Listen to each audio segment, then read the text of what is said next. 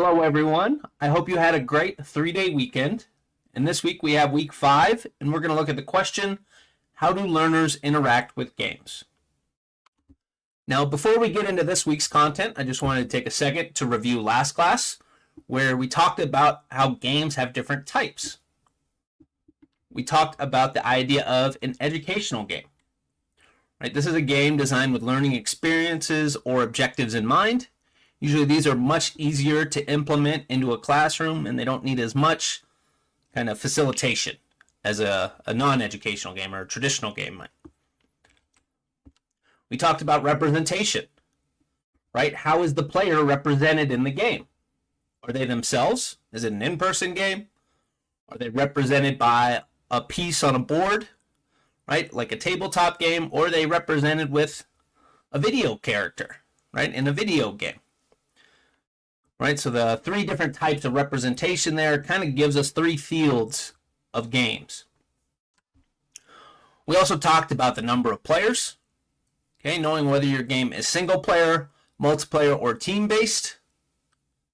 And then we talked about how those players are going to coordinate with one another. Right? Are they going to cooperate, or are they in competition when they interact with each other in the game? And we also talked about game genres, right? Similar to books, games have genres that usually connect similar games together and give you kind of an idea of what is in that game. Although games tend to have lots of genres and can be a bit all over the place, so you really kind of have to play a game to really know what it's like. And just to remind us, our goal this unit is we want to be able to evaluate the potential of a game to help students meet learning objectives. And this week we're focusing on how learners interact with those games. Now, when we're talking about the types of learner interactions in game-based learning, I think there's lots of frameworks that could be used here. There's lots of different ways to look at them and categorize them. Here are kind of the ones that I've come up with that I think cover the majority of these interactions. Okay? So the learner is going to be receiving information from the game. They're going to do some amount of cognitive processing. And then the player will take some sort of action. So to me, this is kind of the core of what is going on from our learner's perspective, right? They're receiving some amount of information. They're thinking about what they should do, and then they take an action within the game. Okay, so these are the 3 kind of categories I want to talk about. And the more I thought about this, the more I realized, okay, these 3 phases are the behaviorist approach to learning and studying learning. Right? We have the observable stimulus, the information the learner is receiving. We have our black box, the cognitive processing. And then there's some kind of observable behavior, right? Player action. So in a lot of ways, video games can be looked at through a behaviorist perspective. Now we're going to come back to that idea of behaviorism, but first I want to talk about the types of information we can receive when we're playing games. Okay, so we can go through our senses, and the first one, hearing, right? Audio. So what types of audio does the user receive information from when playing games? Well, there's sound effects. Music is a big one in games. Okay, music might signify whether a fight is about to happen, whether time is running out, right? All sorts of things with the music in games. And voices, right? Obviously, one way that we pass information is by speaking to one another. Well, speech also works in games to send information, right? So lots of options there for the learner to kind of figure out what's going on or take clues from the environment through their audio channels. Okay, usually when we talk audio, what follows is the visuals, right? When we're talking about AV clubs and such, we're talking about audios and visuals. What do you hear? What do you see? Okay, well, there's lots of things we can see in games that'll help us kind of receive information about what to do. There's text. Okay, you can read information in a lot of games. There's pictures, videos, animated worlds, and graphics, right? Both 2D and 3D. So there's a ton of information that we can gather on the screen, whether it is a small picture that labels the scoreboard for us in football, or it is text that tells us how many points this team has or that team, or if it's a story, maybe, with a video followed by some text about what's going on that places you in an animated world, right? These are the options we have to kind of tell our story and to give our learner information on what they're supposed to do. Okay, so we've talked about our sense of sight. We've talked about our sense of hearing. How about our other senses? Okay, starting with our sense of touch or feel. This is obviously super relevant in in-person sports. Okay, when you catch a football, there's a feel to it. There's a touch. When you're throwing a football, right? You can tell if you did it correctly by the feel that release, right? So that is very important in in-person sports. Tabletop games, there might be some manipulatives that you can interact with, okay, that give that user some information. Even video games try to capture that sense of touch through things like vibrating controllers and rumble packs back in the day, right? The idea that the controller is shaking to give you a heads up that you're in a battle or that you've been attacked, right? So the rumble pack is also sending you information. There's also the sense of smell and taste, okay? These are a little more niche in the world of games. They definitely can give you some information. Anyone that's played football has probably played a smelly opponent or two that, you know, maybe that's letting you know where that guy is. But yeah, there might be some games that are built specifically around your ability to smell or taste and that sort of thing. I'm not as familiar with them, but I'm sure they're out there. And I just wanted to finish up with two senses that aren't as well known. Okay, usually we talk about the 5 senses when we're young. There's actually 2 more. One is the vestibular system, which is our sense of kind of orientation. Right? Where is down? Where is gravity pulling us? And our, I'm not sure how to say this, proprioceptive system. I think that's pretty good. That's our sense of movement, right? Is our body in motion? These are very important when we talk about virtual reality games. Vestibular system is the system that's usually responsible for motion sickness. Okay, you can imagine if you're playing a virtual reality game and you're flying a plane and the plane turns sideways, your body is expecting gravity to pull on the right. But if gravity's still pulling you down, this creates mixed signals in our vestibular system and can get you really, really sick. So this is the result of, or this is how motion sickness comes up in VR. So it's something we want to be aware of, something that comes up in kind of a niche area of gaming, but definitely kind of important to solving that issue and fixing that technology or building viable games that don't make people sick. You got to be aware of that if you're working in VR. Okay, so that is the kind of information we can take in. But then our brain is going to think on that, process that information. What does that look like? Well, the brain has to interpret the incoming information.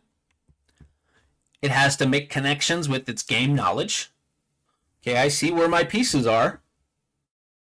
What is my objective? Where can I move? What are the rules of the game, right? I have to think within my knowledge of the game and kind of make sense of everything, right? This is the schema that you're operating within. Your knowledge of the game as well as your previous experiences and knowledge. Okay, so our brain not only is interpreting incoming information, it's connecting it with our knowledge of the game and our knowledge of previous attempts, outside knowledge, right? Childhood experiences, all that stuff, right? Our brain is very good at just connecting things. And then we want to apply that logical reasoning. Okay? Sometimes this happens in an instant, and it's split-second reasoning, and sometimes it's more deliberate, like a game of chess, where you might have several minutes where you're thinking out the best choice. But after all that logical reasoning, right, that brain should be deciding which action should we take. So we're going through all this kind of ongoing when we're playing games. We see information, we make connections, we try to apply logic, and we use that to decide which action to take. And sometimes that action might be inaction. Okay, it doesn't always have to be a move. You might decide to simply wait and see what happens next, right? But this is kind of the cognitive processing, the cognitive loop that is going on as we think through these games. And finally, we get to player action, right? How do we actually play the game? A lot of times we talk about this as gameplay in the gaming world. And that player action is very game specific. Okay? You might be passing a ball in one game or tackling an opponent. You might be rolling a dice in another game or making a choice, right? There's lots of ways we can play games. Maybe you're just moving a character around a screen. Okay, well, all of these are different options of how the player can interact with the game and take action within the game world. Okay, so we've taken a very player-centric approach to looking at games. Right?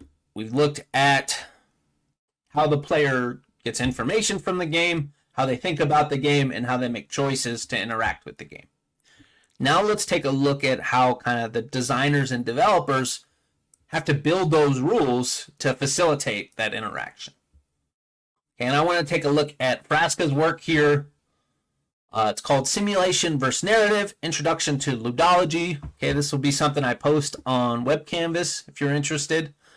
But this is a pretty interesting paper where they look at the study of games, okay, which is termed Ludology. This is something I wasn't aware of. Pretty interesting. And Frasca compares these games versus traditional narratives. So what's the difference between a game and a story, or a game and a movie, right? What defines a simulation versus a narrative? Okay, they use simulation instead of game here. But let's take a look. Well, first, they talked about the rules that they have in common, right? Both have narrative elements. So in games, there's characteristics of objects and characters. There's background settings. There's cutscenes, right? These things help tell the story of the game. They help give the learner context and buy in and be engaged because they want to see what happens. Okay, there are manipulation rules. Rules that dictate what the player is able to do. Okay, this is a big one. If you don't dictate how the player can interact with the game, how can they, right? This is things like how the pieces can move in chess. What to do when you roll doubles in Monopoly, right? So these are definitely rules that have to be ironed out because these dictate how that player is going to interact with the game. Other types of rules. Frasca talks about goal rules. A game should have goals. The player should know what they must do in order to win, and there should be goals that outline that win condition. And finally, Frasca talks about there are some exceptions to these rules, right? Sometimes they break a rule or they adapt a rule, and these are the meta rules, okay? So how these rules can be changed. Maybe you have a difficulty setting that changes the goal of the game, right? Maybe there are settings that change how players can manipulate or move their pieces. Now, I think that idea of manipulation rules and goal rules is really good, I think it's very mainstream in the world of game design, and a lot of times it's talked about in gameplay loops. Okay? Now, what is a gameplay loop? A gameplay loop is kind of the interactions a player is going to take over and over while they're playing the game, right? That's why it's often referred to as a loop, because you're not just deciding once how to move in a chess game. You're doing it over and over and over until the game ends. Okay, there's a loop there. Now, Kern describes gameplay loops with 3 ideas. As designers, we give players paths, objectives, but we also decide what's on those paths, challenges, and what are the outcomes, rewards. Okay, so in Kern's mind, you give the player an objective, then you give them a challenge that they must meet, and depending on how they do on that challenge, they may or may not get that reward. Visually, this forms a nice little gameplay loop where we have our objective that reports on the state of the game that the player must attain, right? How do you win? What's the win state? The challenge, right? The player actions using tools or skills that need to be done, okay, to meet these challenges. And then there's a reward. The system rewards the player positively or / negatively. Interesting. I'm hoping this looks familiar. I'm hoping this is drawing connections in your brain right now, right? We're rewarding a player based on how they do. Guess what? This should look familiar because this is more on that behaviorism. Okay, we have an objective. That's a stimulus that we're giving to the learner. Hey, go do this. This is your job. They're met with a challenge, and then they take action, right? There's some observable behavior that happens during that challenge. And then they're giving a reward or a punishment, right? Well, that's reinforcement. That's feedback. Okay, so a lot of times, gameplay loops, I look at as just, this is operant conditioning. Okay, this is the field of behaviorism. We're giving the learner or player a stimulus. They're responding with an action.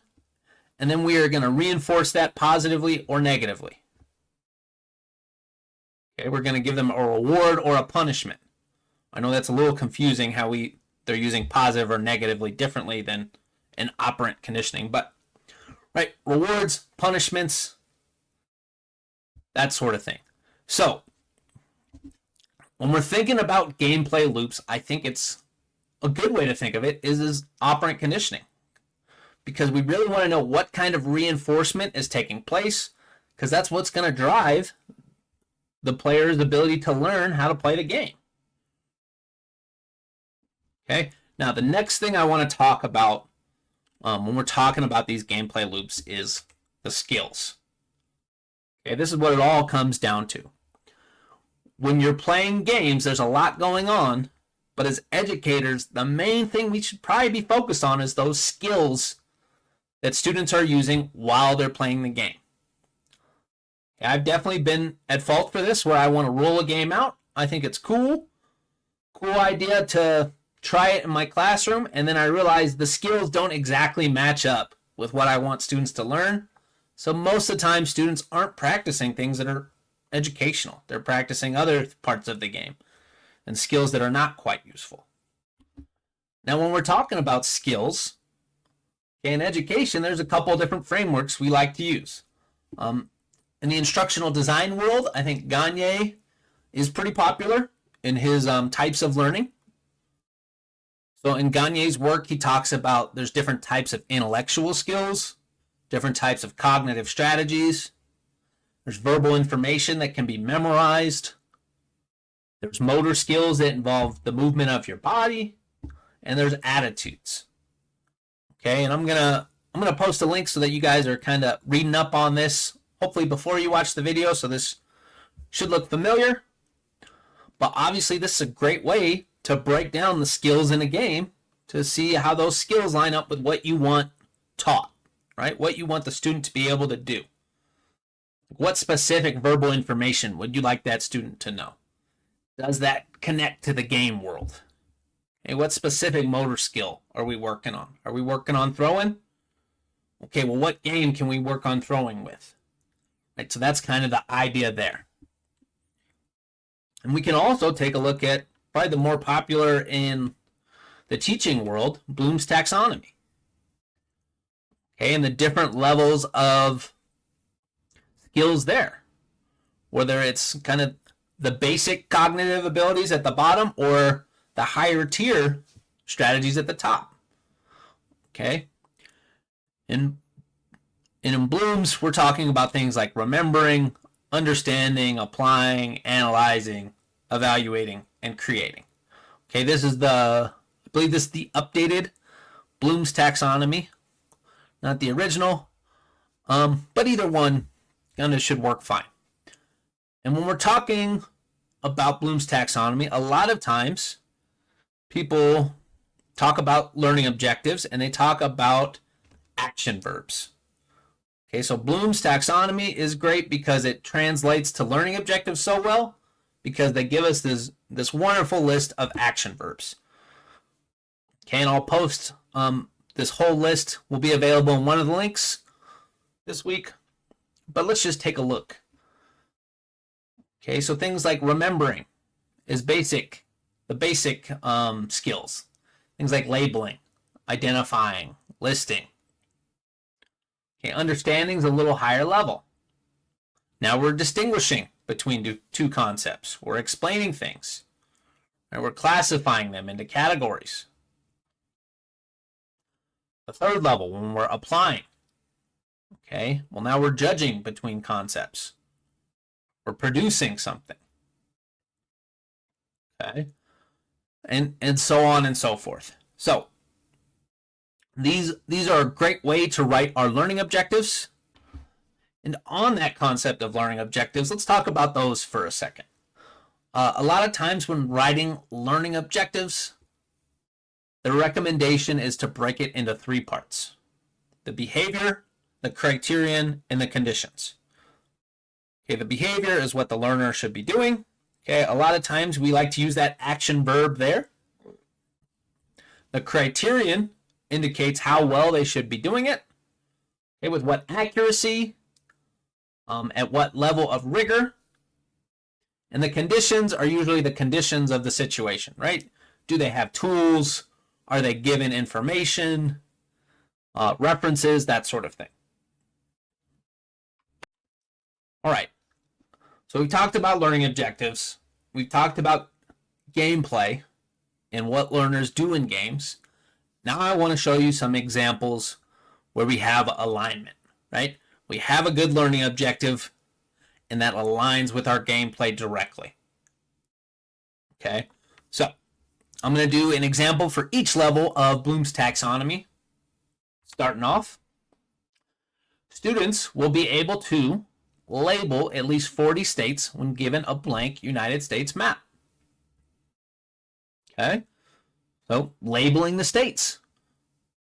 I remember doing this as a kid. I'm sure it's a learning objective at some level. I don't know which grade these days, but this matches up perfectly with a game. Okay? We could absolutely give students a game where they are labeling those states. Okay, this is a learning opportunity that is very possible to take advantage of with game-based learning. Okay, so this is the kind of thing we're looking for. This is a place where we can implement a game into our classroom. For another example, students will be able to distinguish between persons based on their picture and a verbal description of their hair, eyes, and facial features in Spanish with 90% accuracy. And this one was a mouthful. It's taken me 4 or 5 takes to say it correctly. But it's a decent objective, right? It includes our action verb, where students are distinguishing. It includes conditions. What are they distinguishing based on? Well, a verbal description of their hair, eyes, and facial features, and based on a picture. And it tells us our criteria. We want 90% accuracy. Okay, so this is a good learning objective for an educator. Maybe not the best objective to write on the board. Okay, it does get a little wordy for students. And this is actually an example that you guys have mentioned in your discussions. Okay, you can play Guess Who and meet this learning objective perfectly. Okay, so if you're talking about facial features in another language, this is an excellent opportunity to bring in some game-based learning, because students are using a skill that directly aligns with our content, right? So that's what we're looking for, when the skill used in the gameplay directly aligns with our content. Okay, now we're getting to the higher order tiers of thinking, right? Now we're at level 3 of Bloom's taxonomy. Now we're looking at learners that can operate something. So in this example, learners will be able to operate and pilot a Cessna 172 Skyhawk during a 100-mile trip in fair weather conditions. Okay, maybe not something we're teaching in schools, more of a flight school example here, but they've been using games for a long time in such schools, right? What better way to learn how to fly a plane than a simulator game? Okay, and even better, you can create the exact conditions you would like to test them in and test them in a way that is safe, right? So simulators have been in use in the field of aviation, I think, for a long time because, well, they work, right? They allow safe practice that is very similar to the real world. And the skills directly align with our real world counterpart, right? There's definitely transfer here. In these flight simulators, they have the exact same aircrafts that they do in real life. Okay, this isn't a random plane. This is a Cessna 172, just like you can buy in real life. So, I just want to keep harping on that idea, right? In this game, our skills align directly with what we want learners to know. Okay, and that's what we're looking for. That's the goal here. And for another example, for some younger learners out there, given 10 shapes, learners will be able to categorize at least 8 shapes correctly as triangles, circles, squares, or rectangles. Okay, once again, we have our action verb there, categorize, and we're looking at shapes. In this game, we've talked a lot about commercial games, but there's also games that are designed by other teachers that you can utilize. Okay, I know a lot of people, when I was teaching, utilized teachers pay teachers. Okay, because you can go find something that another teacher has created and support them, essentially, right? You can go buy their activity for $1, and a lot of times there might be games there. Okay, so if you want to maybe create some sorting game in class for the students to do live, maybe there's an option on Teachers Pay Teachers for that. Okay, so just another resource there. Games don't always have to be stylized, polished commercial products. Sometimes it's just something a colleague made or a peer made in a different state, but that you bought through a website. That's okay. The important thing is that this game directly aligns with our learning objective. Right? The game of sorting these shapes will directly teach kids the skills we want them to learn or reinforce those skills. All right, now let's finish off with 2 higher level thinking examples. How about students will be able to compare and contrast the hero's journey to a video game of their choosing. Maybe give the student a little choice with the video game. Okay, maybe you're drawing on their experiences of a game rather than the actions directly. We're still utilizing the game, and it's still part of our learning objective, right? So that's good. The hero's journey, right? There's lots of analogies in games. You could talk about Link here in the Zelda series. You could talk about Kirby. You could talk about Master Chief in the Halo series, right? There's lots of parallels there. But the important thing is students have these novel experiences that might connect to content if we're willing to let them talk about them. Okay? In college, I took an English class on fairy tales. And in my final paper, I drew the analogy between video games and fairy tales and made arguments that video games were the modern day evolution of fairy tales and showed all these wonderful quotes from the Zelda series that kind of backed that up. But I was really into that project. I was really bought in because the teacher let me bring in my experiences from gaming to the content they were trying to teach.